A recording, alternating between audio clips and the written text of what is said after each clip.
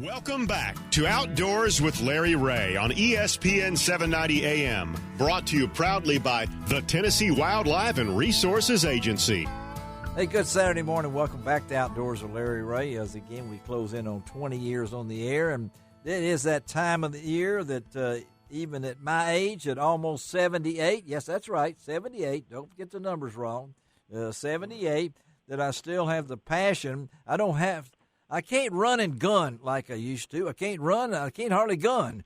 But when it comes to turkey hunting, it's there. And so this weekend here in Tennessee is the young sportsman's hunt. Don't call it the juvenile hunt. I got in trouble with that with the wildlife agency. It's a young sportsman's hunt this morning, and then of course we'll open the regular season a week from today. But what a great time to talk. Bill Cooksey is my co-host. And I know, Bill, these next two guests, you've heard of them, hadn't you? I mean, it seems like I saw their name somewhere. Somewhere. A lot of places, I don't know if people leave tracks around. Well, I think Spencer leaves little tracks around when he goes into places. But it's great to have the two Jims on the show, and that's GEMS as far as I'm concerned. Both these guys are Jims, and I know that they've been on this show several times, but who better to talk turkey with than our good friend, the mountain man himself, Jim Spencer. Good morning, Jim.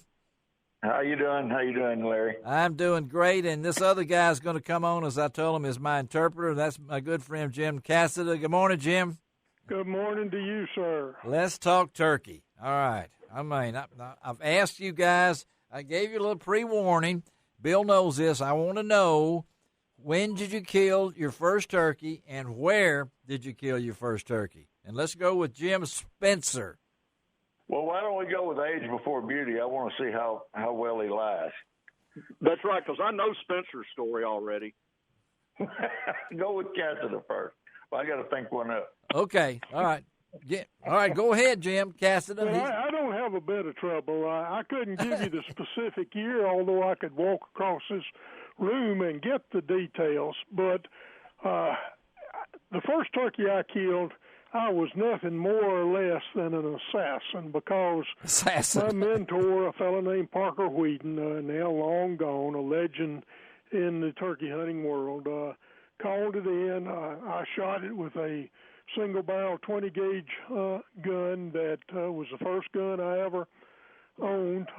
We got up and went and admired the turkey, and Parker told me two things. He said, find your shot shell and save the beer, because there will come a time, I suspect, when if you don't do that, you won't be able to recall how many turkeys you've killed. So I have written a little story on every turkey I've ever killed, saved the shell, saved the beard, got it all together, and so I know exactly what I've done. The other thing he said, and it was vintage Parker, was, that's how it's done, you're on your own. And he threw me to the wolves forthwith. And still at it. And, okay, Spencer, you've heard Casada, so you've had time to think, so tell us. He stole about half of my thunder, because our stories are pretty similar. I'd hunted birds for about 4 years on my own, and I was making mistakes I didn't even know were mistakes, Larry. I was doubling down on them, and I was just blundering around. And finally, I was writing a little weekly newspaper column. I said, to hell with turkey hunting. I'm through with it. I'm going back to fishing. And a friend of mine, this guy about 3 or 4 years younger than me, who was a fairly experienced turkey hunter, so he called me and said, you're not through. Oh, yes, I am. No, you're not. We're going. So we went one Saturday, didn't hear a bird, hunted daylight to dark, didn't hear a bird, barely saw a track. I said, I told you I'm through. Nope, we're going next week. And dang if he didn't call me up a little pencil-bearded 2-year-old, and I killed it. And as we're standing over that turkey, he's almost this mirror of Parker's, but Robert was about 20 and Parker was probably about 60. Robert leaned across and grabbed my arm, and he said, okay, fella, you're on your own. But he didn't say fella. Oh, he didn't. Okay, this is a family show. Okay, I mean, you were both on your own. So talk about the evolution of the sport. Jim, I know that retired professor. And if people want to know when they get in the NCAA where Winthrop University is, you can call Jim Casada. I know he's always proud. What's the nickname of Winthrop, Jim? The Eagles. The Eagles. We're in there again. And I saw something the other day saying they interviewed people outside of Indianapolis asking them where the schools were from. No one got Winthrop right. They kept saying every place else, but Jim knows where Winthrop is. But talk about the evolution, Jim, about the way this sport is developed and everything. Well, like Spencer, I grew up hunting, but there were no turkeys, at least not in the Great Smokies where I grew up. Yeah. And there hadn't been any for a long time. My dad had never killed one, and he had hunted from his boyhood on, and he was born in 1909, and my grandfather had never killed one, and he was hunting from sometime not too long after the Civil War when he was a boy. Wow. And so, I first saw turkeys squirrel hunting.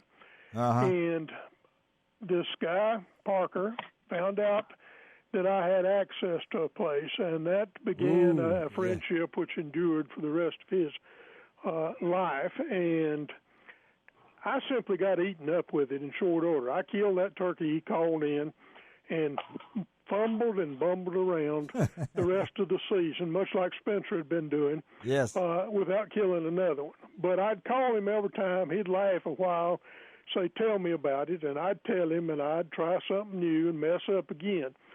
But opening day of the second year, I killed two. You could kill two in a day in South Carolina, and I was on my way. That was I think probably a lot of people are like that. They learned, and it's a school where there is no graduation day. That is right. Yeah. You don't graduate until you're under the dirt, not over it. I mean, as you mentioned. And Jim, I know, and both these guys, I can kid around with both of these, but I know both these guys are book authors. I know the Bible for turkey hunting, the big book. Jim, what is that? How long did you write that, Spencer, ago? When was that, the Bible? I want to say Turkey Hunting Digest came out in 2003. Okay. But, I could be a year or two off. But now. It's not a real new book, but it's still selling good. Yeah, but now Bad Birds 2 is out there. Yeah, Bad Birds 2 is out there.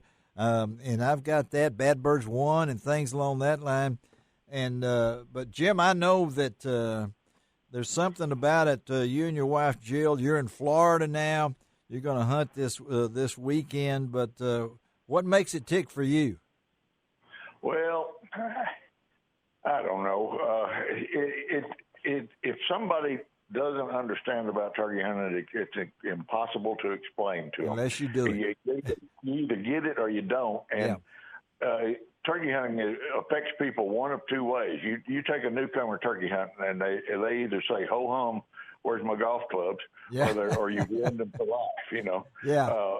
And there's no predicting how that's going to go. I've got some people, good friends, who are as die-hard outdoorsmen as you can get and wouldn't walk across the street to kill a turkey. Oh. And it just, they'd go to the ends of the earth to shoot a duck maybe, but not a turkey. And I've got other people that are the same way around. I got a friend that says, he said, I wouldn't really go to hell to kill a turkey, but I'd mess around the edge till I fell in.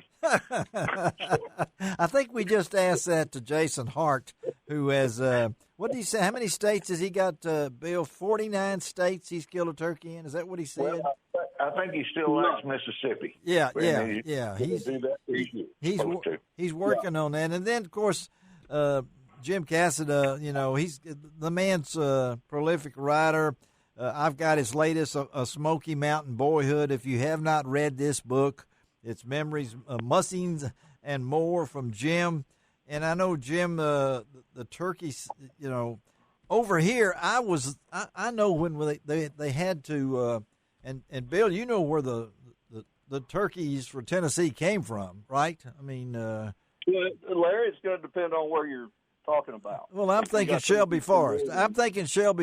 When they trapped and sent them over to Middle Tennessee, and now we wish they'd send them back. So Yeah. I can remember that when we were the exclusive part of Tennessee, Jim, that the turkeys of West Tennessee and the Mississippi River bottoms. I never thought that we'd have turkeys anywhere else, but No. But now they're we don't want to lose them. It's one of the most thrilling things. And opening day, do you guys still get the urge? Is opening day changed any for you, Jim?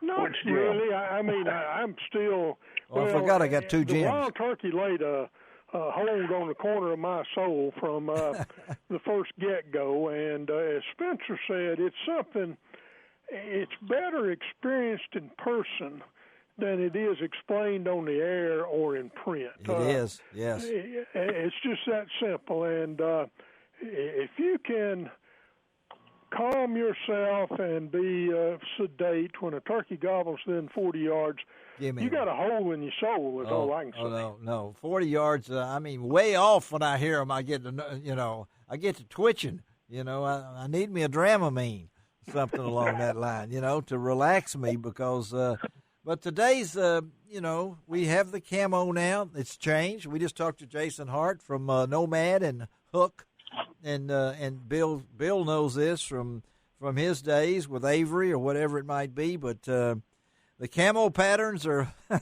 little bit different from where we started, right, guys? No fooling. We've come a long way from BD camos and the jungle Jim patterns. Crumley's offerings when I first it's just started. amazing. But let me interrupt your thought train just a second. An old man told me one time. He said, "Heck, boy," he said, we almost wiped them off the face of the earth wearing bluebill overalls. He said, "If you can sit still, you don't need to look like a tree to kill a turkey." If you sit still. That's the problem. So let me go. Before we let you go, what's the closest you've ever killed a turkey? Jim Spencer. 4 yards. Jim Spencer, huh? 4 yards. 4 yards. All right. Jim Casada? About the same distance. Golly, it had a part of the ways from its body and its neck. The whole pattern hit the neck, and I could have almost, if I'd reached out hard, swatted it with a gun barrel. Folks, you just don't realize when one gobbles in your ear and you don't know it's on that side. I can still feel it right now. I get goosebumps thinking about that morning. Hey, guys, thank you. Two of my favorite Jims, Jim Spencer and Jim Casada. Always great to talk to you guys. Y'all be safe. Have a great hunt. And we'll talk again, hopefully, the good Lord willing, next year. Okay, man? Thanks. Good to hear from all of you and talk with next year, too. All right. Hang on there, Spencer. All right. Tell Jill hello for us, all right? We'll do it. All right, buddies. All right. Hang on, Bill. Cooksey, we'll be right back on Outdoors with Larry Ray.